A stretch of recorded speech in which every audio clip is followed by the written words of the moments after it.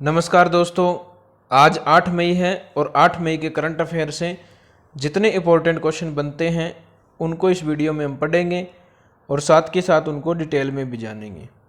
दोस्तों, आप लोग वीडियो को पूरा देखें। एंड में मैंने एक क्वेश्चन भी आपसे पूछा है जिसका आंसर आप लोगों को कमेंट में देना है और जितनी डिटेल उस क्वेश्चन के बारे में आप जानते हो उतनी आपको लिखनी है। इस वीडियो की PDF फाइल आपको डिस्क्रिप्शन बॉक्स में मिल जाएगी, आप उसे भी डाउनलोड कर लीजिएगा। शुरू करते हैं। पहला क्वेश्चन है, किस कन्नड़ कवि का 84 वर्ष की उम्र में निधन हो गया है? दोस्तों, हाल ही में KS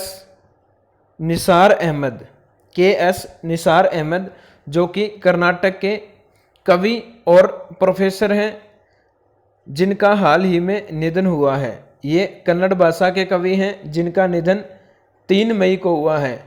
इनको 2008 में पद्मश्री पुरस्कार मिला हुआ है।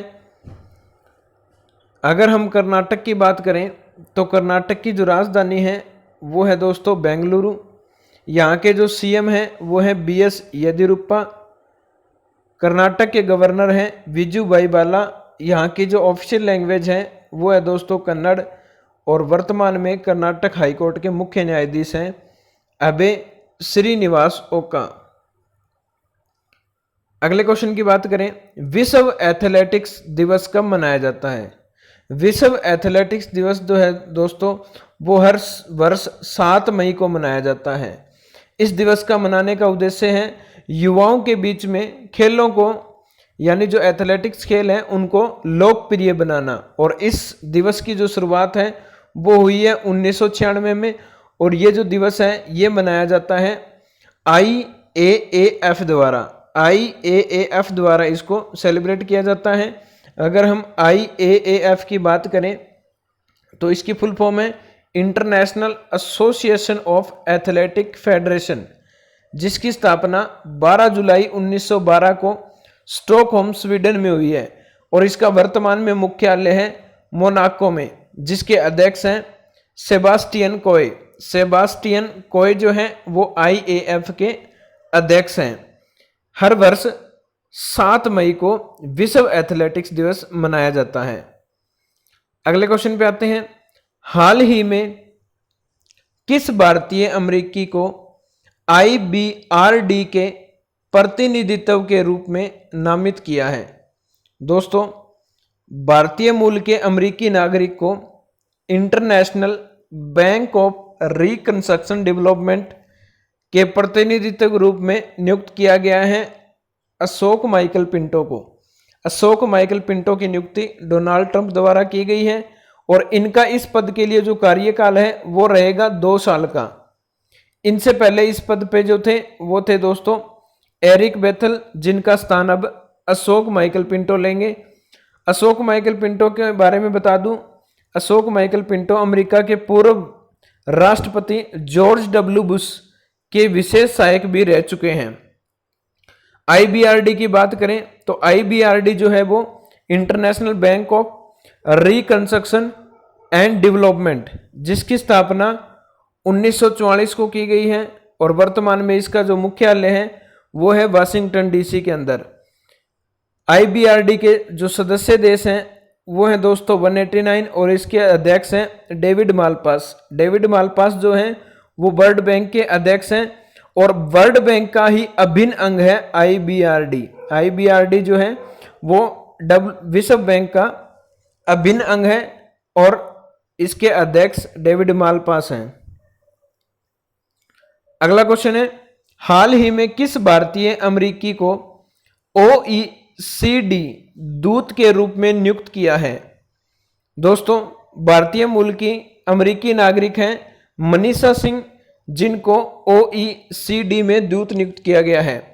आर्थिक सहयोग और विकास संगठन के लिए अपना दूत जो है अमेरिका ने मनीषा सिंह को नियुक्त किया है।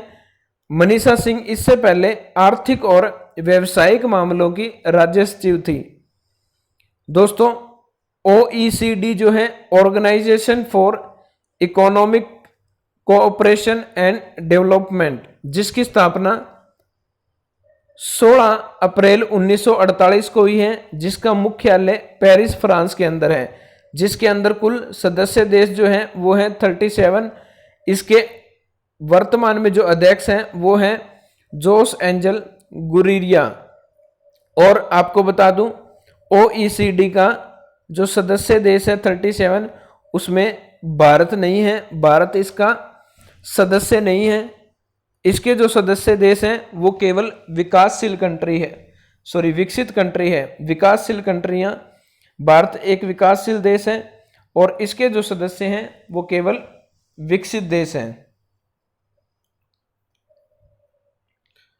अगले क्वेश्चन पे आते हैं। केंद्र सरकार ने आर्थिक मामलों के किस सचिव को RBI के केंद्रीय निदेशक मंडल में निदेशक नियुक्त किया है?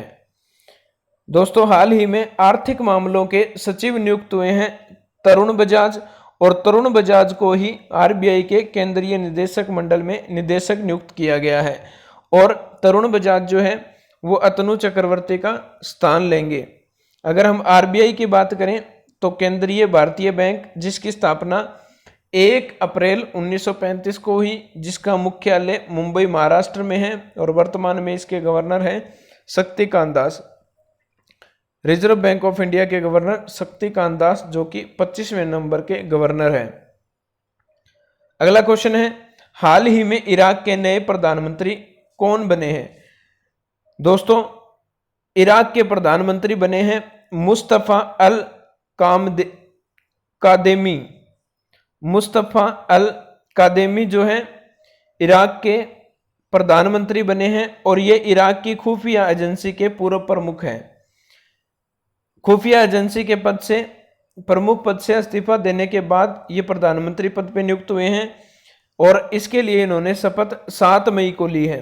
अगर हम इराक की बात करें तो इराक की जो राजधानी है वो है बगदाद। यहाँ की जो मुद्रा है वो है दोस्तों दिनार, और वर्तमान में यहाँ के जो राष्ट्रपति हैं वो है बरहम सली। बरहम सली जो है यहाँ के राष्ट्रपति हैं। मुस्तफा अल कादेमी ने ऐसे समय में इराक की कमान संभाली है जब इराक कोरोना जैसी महामारी के चलते आर्थिक महामंदी दौर से गुजर रहा है।